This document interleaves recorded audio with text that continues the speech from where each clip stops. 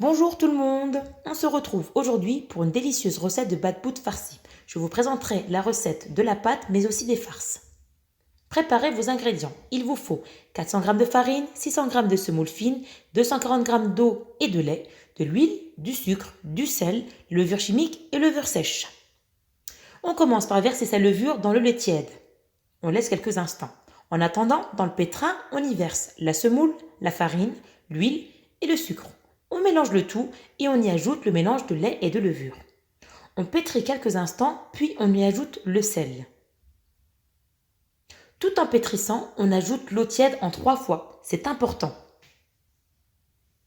Pétrissez 10 minutes minimum. On ajoute la levure chimique et on continue de pétrir durant 5 minutes.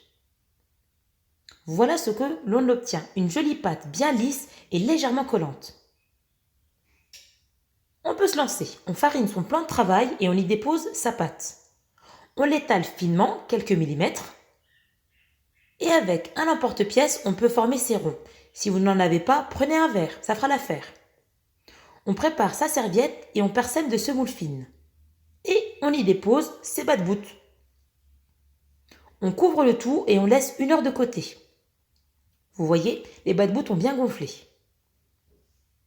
Comment cuire les batbout? Il vous faut une plancha, une poêle ou tout simplement un tagine. On y dépose ces batbout, on appuie légèrement dessus. Ne vous inquiétez pas, ils vont gonfler à la cuisson. Et durant 3-4 minutes de chaque côté.